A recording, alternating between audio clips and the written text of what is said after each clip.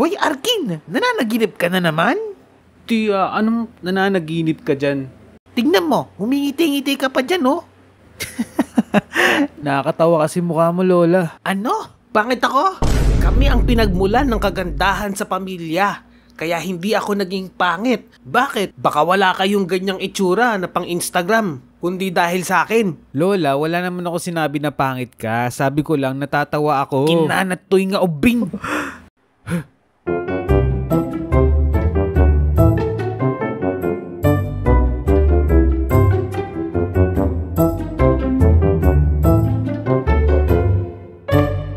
Dati sabi ni Lola, kapag nanaginip ka daw na nabungi ka, meron daw sa kamag-anak mo ang mamamatay.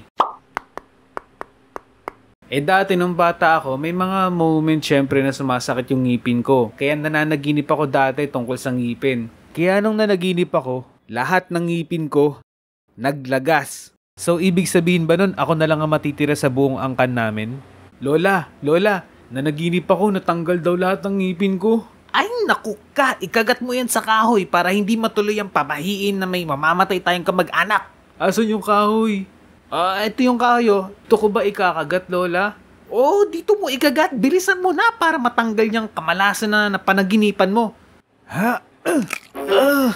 Anong nangyari? Wala na. Mukhang pag yung mamaiin, dinamay na pati yung mga ngipin ko. Ay lang, nahuhugog, nga ka mga ngipin ng mamumungi. Ha? Meron din ako mga panaginip dati nung bata ako na malakas daw ang ulan at bagyo. Sobrang lakas din ng kulog sa kakidlat.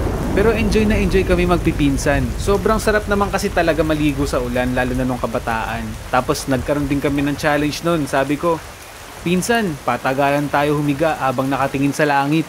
Pumayag naman yung pinsan ko. Kaya humiga kami sa labas habang bumabagyo ng malakas.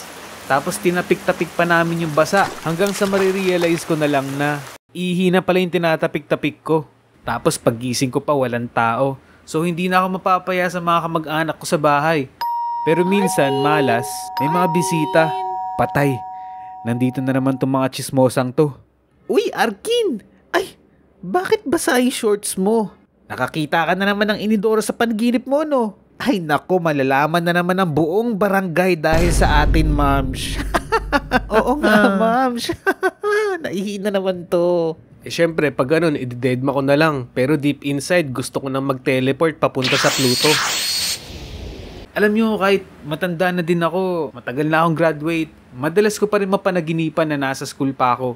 Tapos lagi ako napag-iiwanan. Yun bang ang dami ko pa ding papasukang klase tapos ibabagsak lang ako sa mga minor subjects? Pero minsan marirealize ko na lang din sa loob ng Dreamland na, teka, YouTuber na ako ah. Bakit nandito pa din ako sa school na to? Tapos dito ko na makokontrol yung panaginip ko na kahit na may kasamang kaba, hindi na ako papasok sa mga susunod na klase sa loob ng Dreamland. Pero minsan parang totoo din yung panaginip ko na yun kasi hinahanap daw ako ng stricto naming professor. Nakita nyo ba si Arkin? Ilang beses na siyang hindi pumapasok sa klase ko ah. Magdadrop na ba yon? Ikaw, pakisabi kay Arkin yung mga sinasabi ko sa inyo. Arkin, hinaharap ko doon ng professor natin. Yari ka, lagi ka daw wala. Ano bang ginagawa mo dyan? Hindi mo ba nakikita? Nagpo-focus ako dito oh. Tumatae ka ba? Di ako tumatae. Nagpo-focus ako. Na sana panaginip lang to. Hindi naman ako natae sa shorts. Kung natae ako sa shorts pagising ko, siguro buong araw ako nakatingin sa kisame.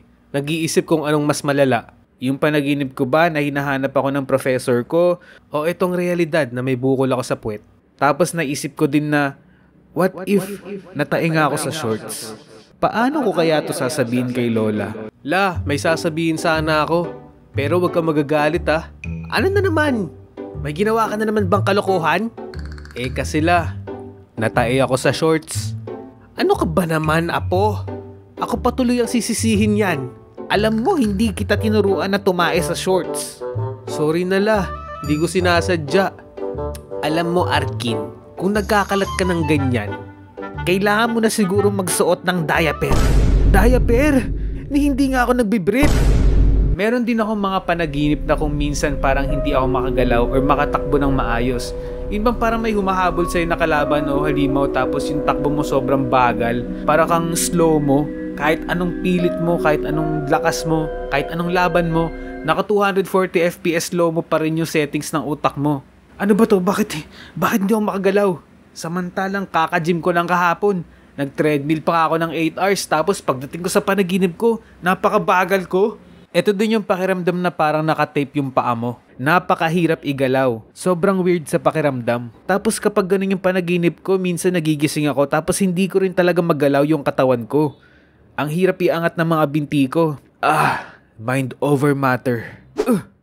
OMG, panaginip lang pala lahat ng yun. Meron din ako napapanaginipan dati ng mga sidekick sa panaginip ko. Para bang totoong tao na sila tapos makikilala ko talaga yung mga personality nila. Ang haba ng bonding namin. Naglalaro pa kami, nagbibiroan pa kami, tapos napapashare pa ng mga experiences sa buhay. Akalain mo, parang totoong tao talaga sila. Tapos magkakaroon pa kayo ng solid na tropahan na parang wala nang katapusan. Sabay pagtanong mo ng pangalan nila, bigla ka nalang magigising. Nakakainis yung mga ganito.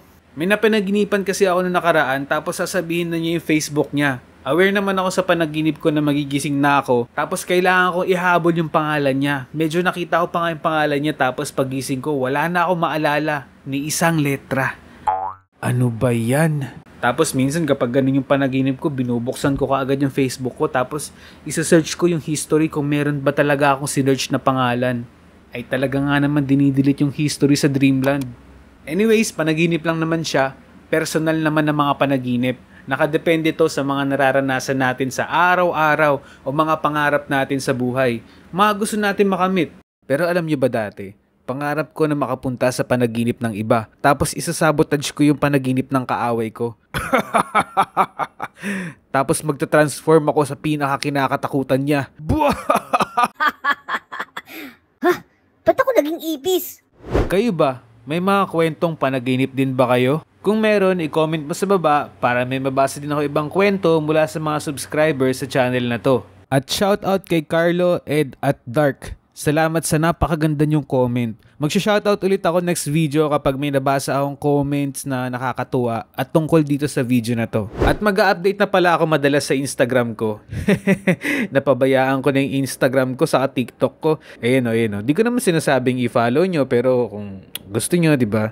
Anyways, kung may mga gusto kayong makita sa mga social media accounts ko, pwede nyo i-comment dito sa baba. Gusto nyo ba ng tips and tricks, mga proseso ko ba? Kahit sa second channel ko na vlogging, kung may request kayo na video. Para maging active na ako ulit. Kasi dito pa lang sa animation, ubos na yung brain cells ko eh. Bigyan nyo ako ng energy.